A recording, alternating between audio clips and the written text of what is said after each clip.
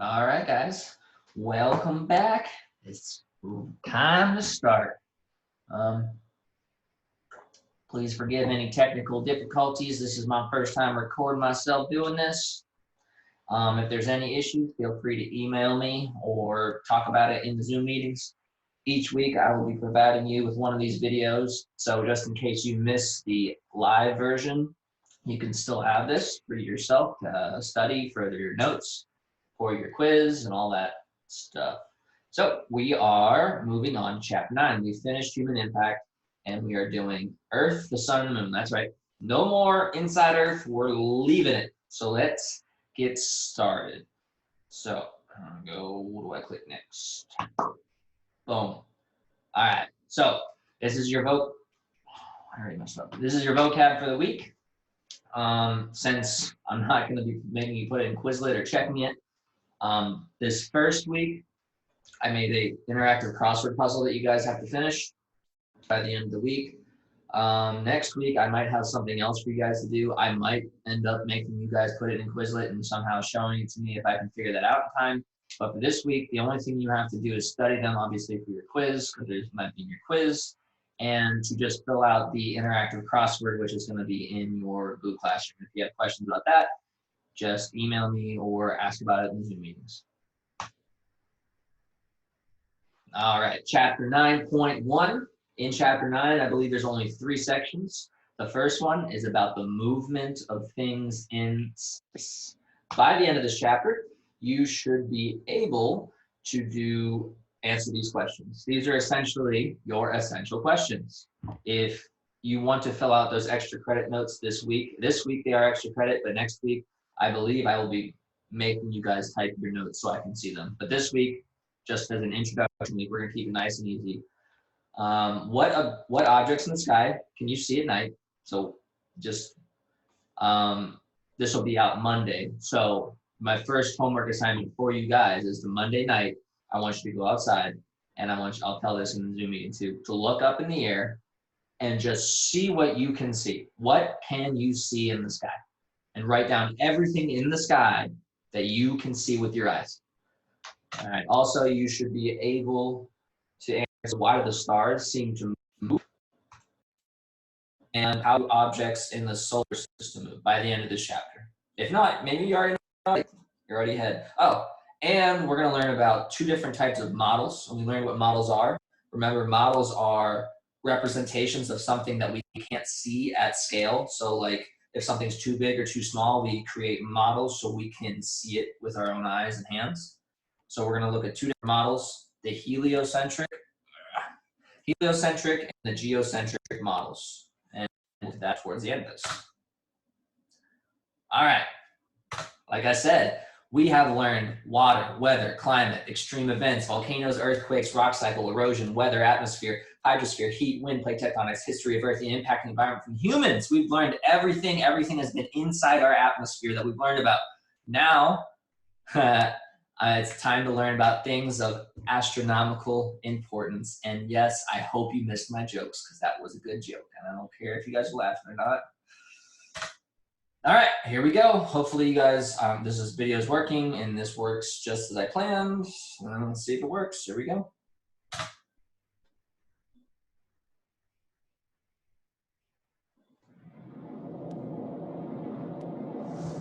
We're leaving Earth.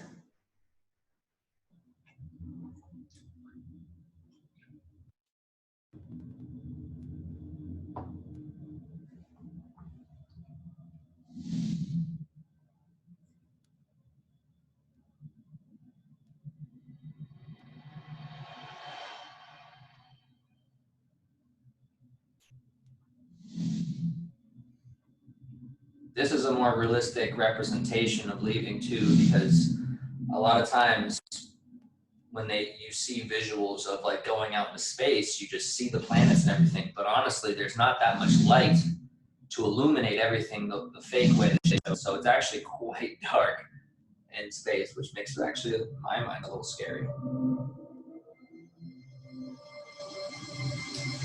All right. And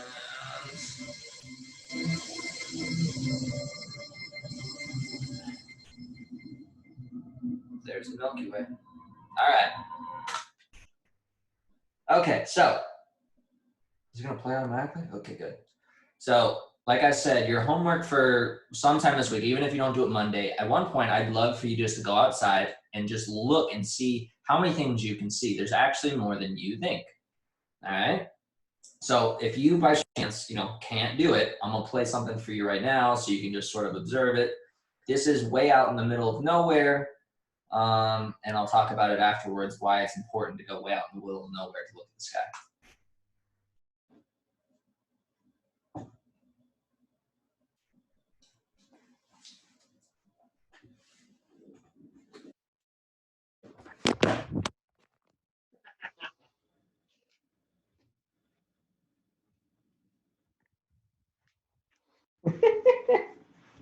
That didn't work out so well. Put you down here then.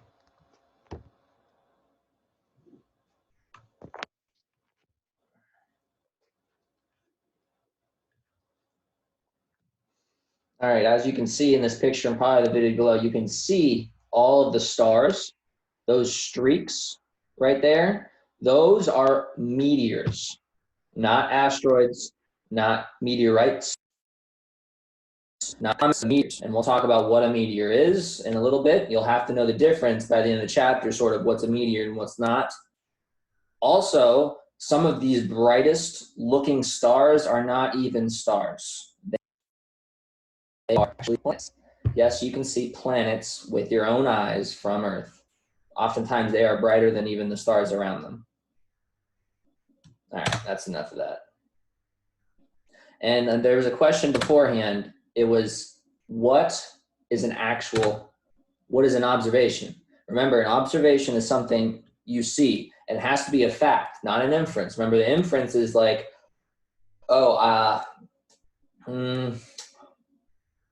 let's see. Okay, this is silly. I'm silly. So right now, an observation about me in the webcam is you say, Mr. Gillespie is wearing a shirt. But an inference might be, Mr. Gillespie is wearing socks, because you can't see that. It's just a guess. Same thing. Anything that you have to think or add your own bias or an opinion on is an inference. All right. As far as this, if you're actually writing notes down, there's nothing here that I need you to actually write down. I just wanted you to know that they started having observations about space a very long time ago. You saw this guy. This guy's 476 BC, a long time ago, and he made the first observations about the sun reflecting light on astronomical bodies. All right, started a long time ago. Let's see. Okay. So we'll start with these are the next couple of slides are everything that we can actually see, the observations in the sky. So first, we can see planets. You can see planets, all right? Obviously, the ones we can see are the closest to us, Mercury and Venus, Mars and Jupiter. Mercury and Venus are closer to us on the sun side, so they're closer to the sun, but next to us, and then Mars and Jupiter are a little bit further away from the sun, but they're the closest to us on that side. So obviously, the only way to see the ones further from us is to be pointing away from the sun because they're further away. So you're going to see Mars and Jupiter pretty much only at night. And Mercury and Venus, oftentimes, you can only see them when slightly pointing towards the sun at dusk and dawn. But they tend to be very bright, and a lot of people can see Mars and Venus quite easily, and they're often brighter than stars. Actually, I think they're always brighter than stars, but yes. All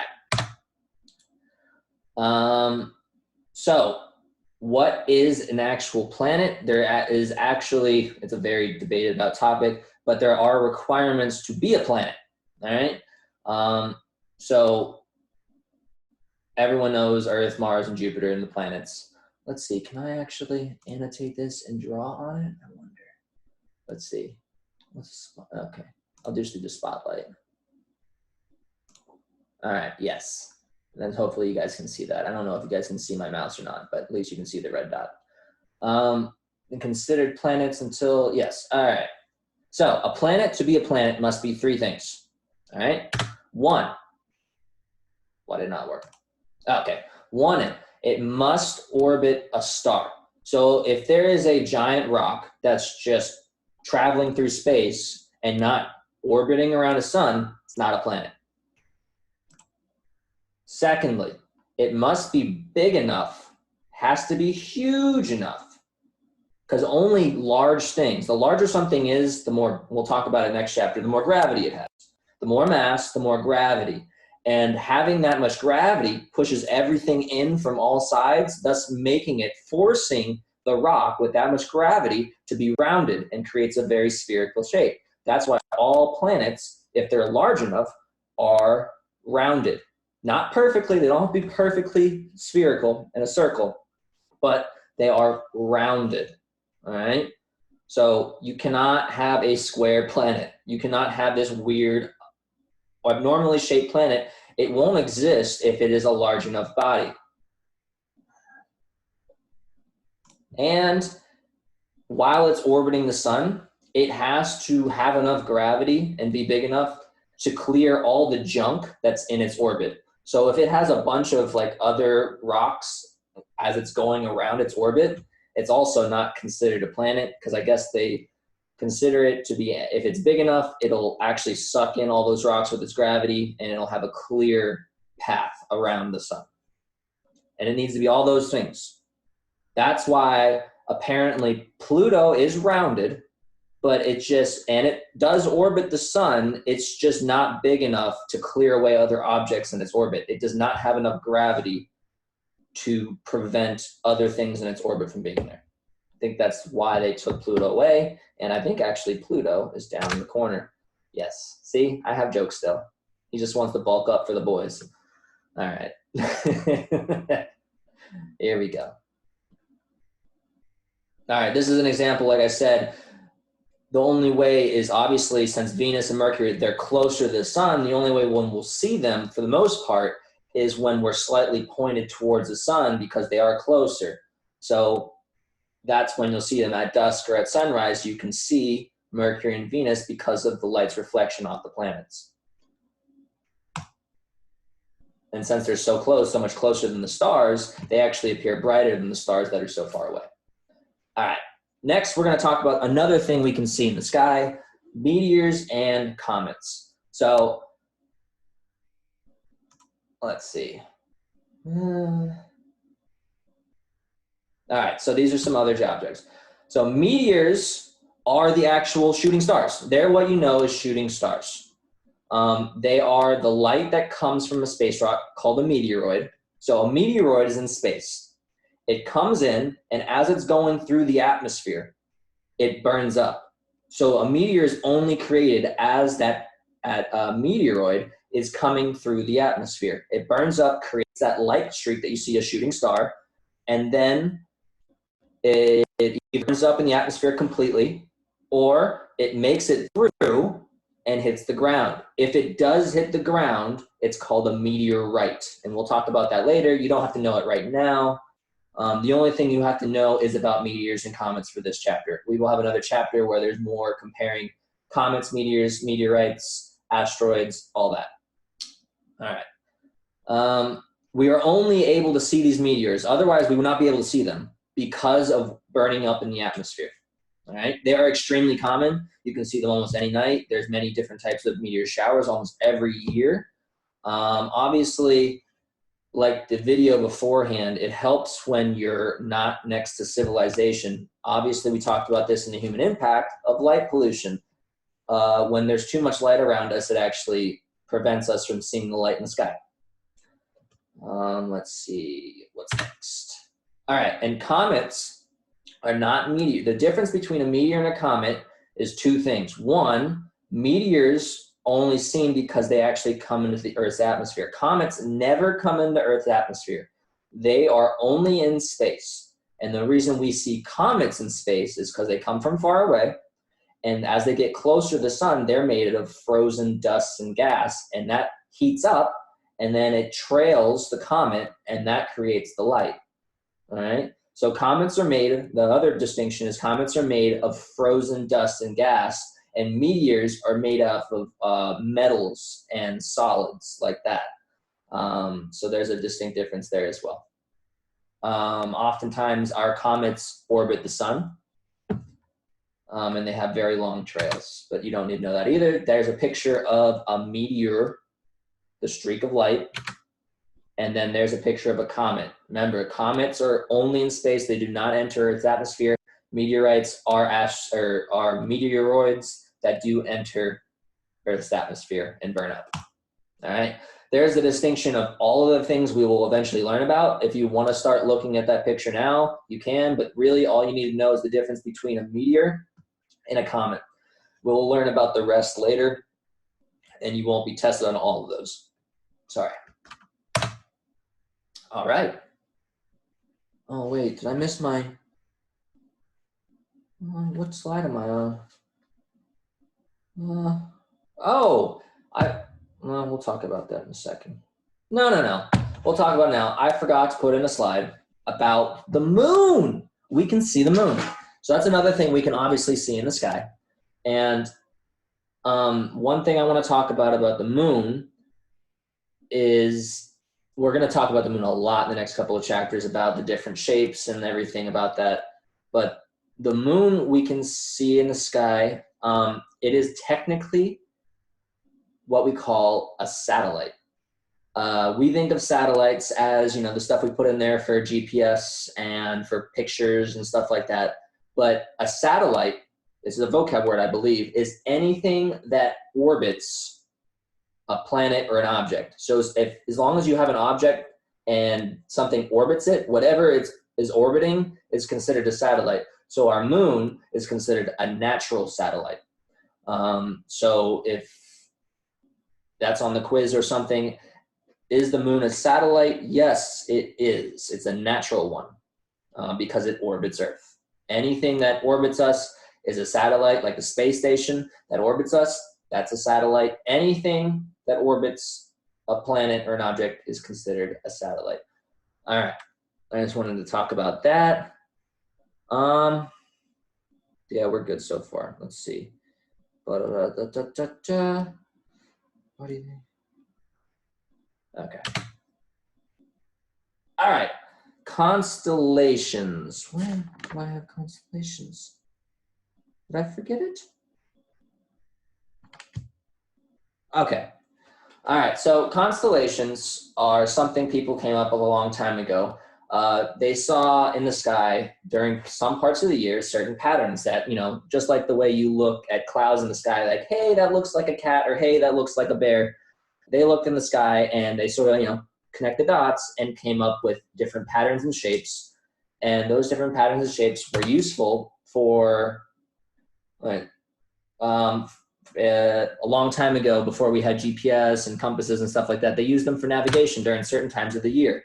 We obviously know about the North Star, but all these other things could also help. Depending, if you knew your constellations well enough, you could tell which way is which, including north, south, east, and west, depending on the time of the year. Now, that's important, the time of the year. You can only see, we'll go with the next slide, the most famous one, Orion, at a certain time of the year. And my question to you is, why do you think we can see him only at a certain time of the year?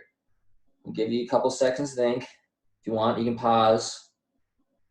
The reason is, my head is the sun. And I'll say my fist, I don't have it, the chancla is Earth, all right? So if we're here in the sun, and we're looking out this way, and we can see the stars over here, and then we all know throughout the year, Earth spins around the sun. All right, hopefully this video in the corner is not too small, you can see. Now, we cannot, these stars over here, we can't see through the sun. You can only see the stars at night, remember. So we can only see the stars pointing that way, right? So depending on the time of the year, especially opposite times of the year, you can't see the same set of stars because of the sun, because we're revolving around the sun. So the constellations are seasonal. All right. Next.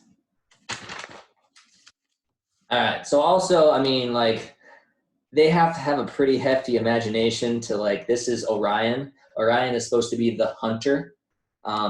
Here is his bow. And it's honestly, I can draw stick figures better than this, but apparently, you know, it's a big deal. All right. I just thought you wanted to see that. Next. All right. So we're going to watch this video on apparent motion.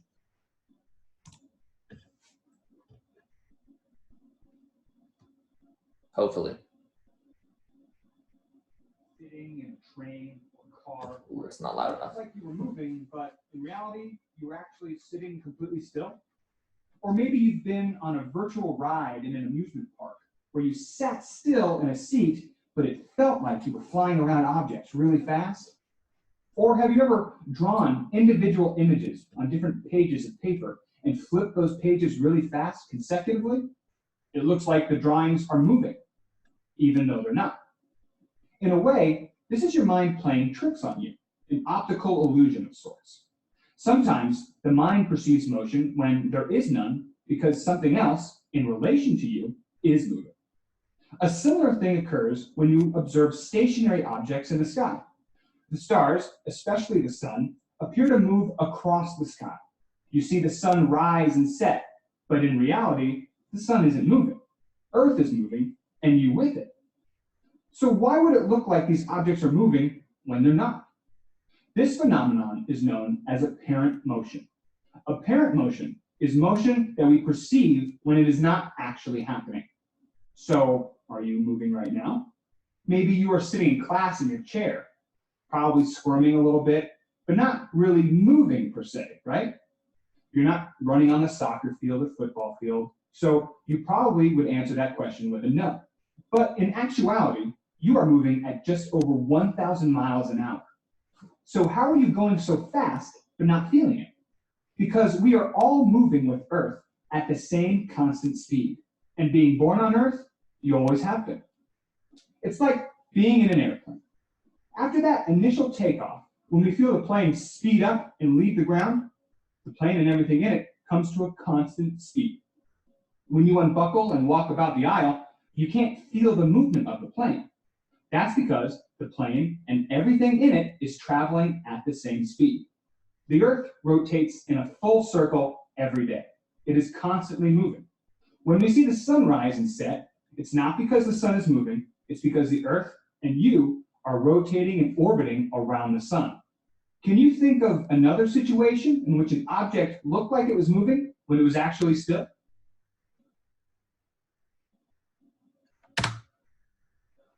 All right, so it's really important. Sometimes even I forget that the sun, the stars, all the planets in the sky, to us, appear to move, but they are moving.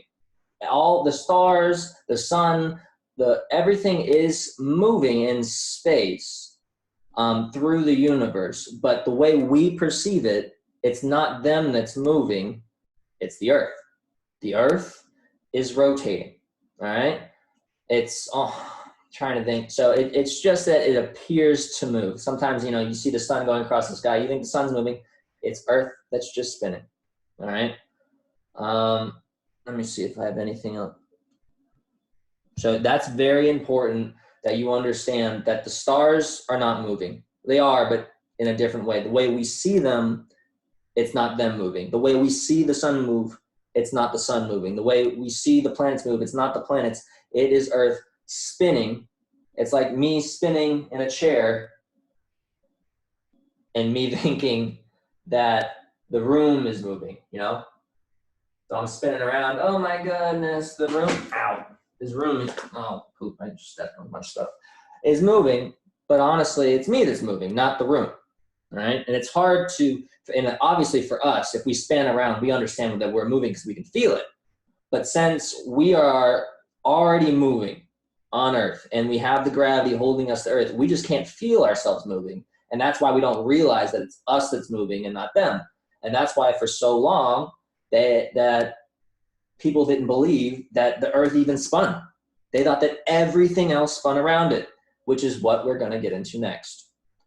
All right. what's this next one? 16. Ah, little experiment, just like we just talked about. My question to you is, this is a time lapse. Time lapse is where you take a picture over a certain amount of time and it sort of takes all the light in. So this person took it over hours of time and it shows over time the stars moving. My question to you is, why isn't that this one right here? Why is that one not moving? Do you know the name of that one? All right, I'll give you, if you want to pause it, go ahead. But if not, I'm going to keep going. That is the North Star. And the reason that that one doesn't appear to move is because it's straight on top of our axis, all right? So the same idea is if you're standing in your room and you find a spot in your ceiling and, you stand up, you look straight up, don't move your head, and then spin around, that object, it appears to stay put, right? That's the North Star. It appears to stay put as you spin. Now, at the same time, try this. Right where you're looking, look straight forward and then spin all the way around. Can you see that spot as you're spinning all the way around? No. So we can see the North Star because it's right over us. So if you live in the north, stars appear to circle in this pattern. But if you're closer to the equator, you go wrap all the way around it. So you never really see the stars circling like that. All right. And once again, why do we appear to see the stars move? It is because of the rotation of Earth. The stars are not moving themselves in the sky. The Earth is the one that's moving constantly and very fast. Very, very fast. Let's see. Good, good, good. Good, good, good. All right. Okay, so now we're at the models of our solar system. I told you that because people didn't realize that the Earth was rotating, they thought everything else was. So can you see the two differences in these two models? They are completely different. I'll give you some time. Obviously, I'm sure most of you can figure it out pretty quickly. There's two of them, heliocentric and geocentric. I'm sure you can tell me which ones are which. I'm going to help you understand them both, and we'll have a little history lesson on both of them as well. Which one do you think is correct? We may or may not have another mock trial where we debate which one is correct, just like the last one. You have to give me as much proof, all right? And I want you to think about right now, just looking at both of these as a student right now, with all the knowledge you have, without looking up stuff on Google, with the observations you have around you, how can you prove which one of these is true? With your own, just your ojos, your eyes, like going outside at night, what things have you learned so far that help prove to you that this is true? Which one is true? And I want you to think, and you can, if you want to share with me, you can, email me, or if you're in the chat, just let me know. All right, we're gonna keep going. Oh, we got another video. Enjoy. This is gonna explain everything about the two.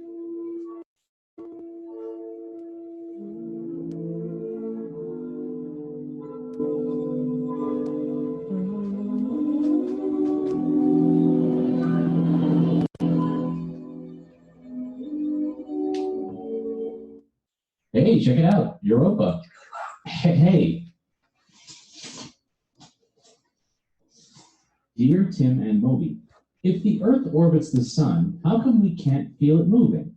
Thanks, Hans. Great question, Hans. Even the brilliant minds of ancient Greece had a tough time with this one. They saw the sun rise and set every day. At night, the stars moved across the sky. And like us, they couldn't feel the planet moving. All of these observations supported a geocentric model. That's the idea that Earth stands motionless in the center of the universe, and that everything else revolves around us. The Greek philosopher Aristotle based his whole system of astronomy on this idea. He saw the universe as a set of transparent shells. Each object in the sky was attached to one of these celestial spheres. Beyond them lay the sphere of the prime mover. It was the engine of the system, triggering the motion of the sun, moon, and planets. Laugh all you want, but Aristotle's system had its uses. It could predict the positions of planets and stars in the sky, roughly. So people stuck with it, despite a few inaccuracies. Aristotle's model didn't explain why some planets looked brighter at different times of the year, or why some planets seemed to reverse direction. A Roman astronomer named Ptolemy figured out the model was just incomplete. In his view, planets weren't directly attached to celestial spheres. They rotated around them in perfect circles he called epicycles. As they moved along their epicycle, planets would appear brighter when closer to Earth. This also explained why planets might seem to hover in position or move backwards. Ptolemy added more and more epicycles to fill in all things. The Ptolemaic model was complicated, but also incredibly accurate. It predicted the exact position of every observable object in the night sky, so it continued to be used for more than 1,000 years. All the astronomers after Ptolemy were clerics, scholars in the Catholic Church. The Church approved of the geocentric model because it fits so well with Christian thought. The prime mover was obviously God, and humans were his central focus, positioned smack in the middle of all the action. But a Polish cleric named Nicholas Copernicus started to notice some problems. He didn't totally reject the geocentric model. Copernicus just thought it needed some adjustments. To his surprise, he found many alternatives to geocentrism dating back to the Greeks. Reading these ideas helped him develop an entirely new vision. What if the rising and setting of the sun was not related to its motion, but the spinning of our own planet? And what if all the planets, including Earth, revolved around the sun? Anytime Earth passed another planet, it would look like that planet was reversing direction. For the next 15 years, Copernicus worked out his heliocentric model. He added the suggestion that the Earth was tilted. That would explain the yearly cycle of the seasons. Copernicus didn't want to undermine the Church's position, so he waited until the end of his life to share his theories. As expected, they met with a lot of controversy. On a note, difficult to accept. If the Earth was spinning, how come a rock tossed into the air didn't land somewhere else? And if it was moving around the sun, why couldn't we feel its speed? Clerics pointed out that the new system couldn't make accurate predictions without lots of complex math. But more importantly, it contradicted the Church and the wisdom of the Greeks. Humans were supposed to be the main characters in the unfolding story of our universe. If Copernicus was right, we were just spectators. This radical shift is now known as the Copernican Revolution. There weren't any armies or battles. It was a revolution in thought. The wisdom of the past faced off against open-minded explorations of the world. Direct observation competed with faith in trying to explain the unknown. Over time, people had to accept what they could see with their own eyes. The Danish astronomer discovered a comet traveling on a path that would have shattered most of the celestial spheres. One of his students, Johannes Kepler, showed that planets move in ellipses, not circles. That solved the math problems that had plagued Copernicus's model. Finally, Galileo observed moons orbiting Jupiter. Since everything was supposed to orbit the Earth, that was the end of geocentrism. As for the prime mover, Isaac Newton showed that the force of gravity was sufficient to move the stars and planets. He also explained why it seems like the Earth is completely still. When motion is constant and steady, you don't feel it. Just like a plane or a car on the highway. Now, if the Earth changed speed or direction, we definitely feel that. Do not stop the planet. Thank you very much. All right, so a lot of ideas in that. So we're just going to overview some of the main ones. The first thing is the first model they came up with of the solar system was geocentric. Geo, we already know, means Earth. Centric means center. So Earth is at the center. And they thought everything else revolved around us. The sun, the moon, the stars, everything. All right. Some of the pioneers or the first people that thought of this idea were Aristotle. Hopefully, maybe you guys have heard of him. He's a very famous Greek philosopher. And Ptolemy, who you've also heard in the video. Their model, explained, for the most part, everything. They were able to predict things correctly with their model and everything, and that's why it was accepted for like 1,500 years. It was accepted for longer than what we know now, you know?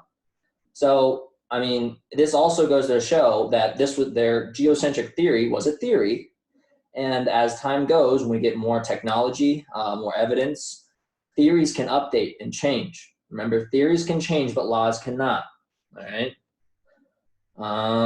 Let's see here. What else did I want to say about this?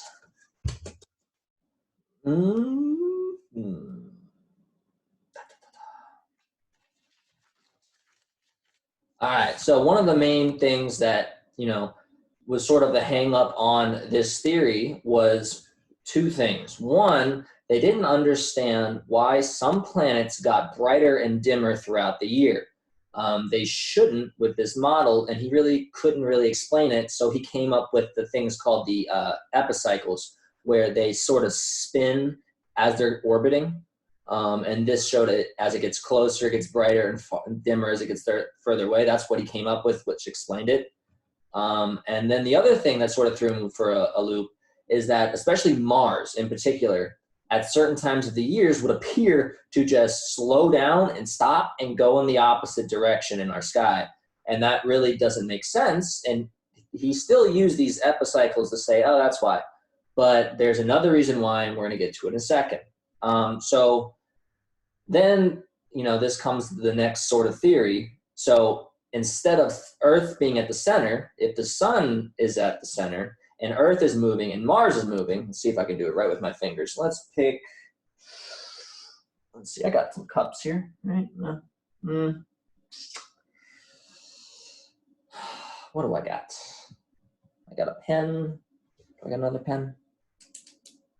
All right, we'll use this notepad and this mouse. All right, so the notepad is Earth and the mouse is Mars. I wish I had some better replicas for you guys. But so they're both going around in orbit, and the Earth is closer to the sun. So the closer you are to the center, the shorter the revolution. For the most part, the faster it should spin around the sun. So if the Earth is spinning around faster, it will catch up with Mars and go past it. And it looks as if Mars, as we're going past it, slows down and goes in the opposite direction, sort of like this next video right here. This was a big deal in proving that, you know, the Earth is actually moving, not everything else around it. So this is sort of like a visual representation. So I just found this. It is simply, as we are going past Mars, it honestly, in a way, it looks like Mars is slowing down and going the opposite direction, when in reality, we're just going past it. But in the geocentric model, that didn't make sense because Earth is not moving at all. It's the center. So that was a big hang up. All right. So then we get heliocentric with these fine looking gentlemen. This right here is Copernicus. This is a Galileo, and this is Sir Isaac Newton. They all made very big contributions to the idea of the heliocentric model. Helio is the Latin root word for sun, I think, and obviously centric means center, and that's where the sun is at the center and everything else orbits around it. Some key contributions is that Copernicus came up with the ideas in a more compact theory where he explained in the observance of the stars and the planets meant that we're revolving around the sun. It made more sense that way. Then these guys named Brock and, I think they spelled it wrong, I'm supposed to have a C in there, Brock and Kepler actually figured out that the orbits are not in perfect circles. And we're going to talk about that in a second, and you need to know this for the test. We don't orbit around the sun, and most of them do not orbit around the sun in perfect circles. They're called ellipses. And ellipses are just circles that are either not perfect, they're either like barely oval or extremely oval, like this, all right? So they're just not perfect circles. That's what it is. Any circle that's a little bit disfigured pretty much in some way or another, for the most part, is considered an ellipse. And then Galileo totally, at that time, destroyed the geocentric theory with two things. One, he figured out the whole Mars moving past us. But the big thing was he had this wonderful new piece of technology, and you might have to know that, called the telescope. All right? The telescope allowed him, obviously, to see further into space. And what he saw was that when looking at Jupiter, he saw that Jupiter had these big moons spinning around Jupiter. Now, the whole idea of geocentric model is that everything spins around the Earth. And this showed that not everything spins around Earth. There's some things spinning around Jupiter. So it shows that it's the possibility that we aren't the center, and that's not how things work. So with that foundation, that moons spin around Jupiter, that the Jupiter is the center of those moons' orbit, they finally figured out that we are not the center of the universe. How much is left? Oh, also, this is when Aristotle had his ideas and Ptolemy. These two guys both believed and were essential in constructing geocentrism. Like I said, it didn't come for a long time before these guys right here came up with the idea of heliocentric thought. All right, and this is, I believe, is the last thing that you guys need to really know for the test is what an ellipse is. Like I said, this is a perfect circle, all right? This is not an ellipse, but when they're even like a little bit elongated, it can be closer to this, but as long as it's not a perfect circle, they're considered ellipses, all right? And those are the orbits for our planets. They're usually not as long like this, but they're just not perfect circles. I think that's it. I have a little TikTok that was funny for the coronavirus, and you enjoy. Thanks, bro. If you would let me explain, Mars, the first topic is literally, how do we save Earth? And you say, and I quote, hit him with a meteor, like last time. I used to like the dinosaurs. Oh, no. Oh, it's getting worse. Perfect. Okay. Yeah. I'm looking. Okay. Climate change, plastic pollution, wildfires. Yeah, we know that. Oh, wait, excuse me. Did you say coronavirus? What? Because I'm not even in retrograde anymore. No, it's not that. People on Earth are eating bats, and now everybody getting sick like everywhere. Yo, Earth is lit. How is that lit though? Just shut up. It says they shut down all sports and they don't have any toilet paper and they're telling everyone to stay 6 feet apart. So you're right? What? No, we just gotta figure out what to do. We should get him a car. Pluto. All right, so make sure. All right, we're done. Make sure you can either review this. I'm gonna post just the notes so you can go at your own pace and do your notes if you want. I'd like for you to do notes so you can use them on the quiz this week.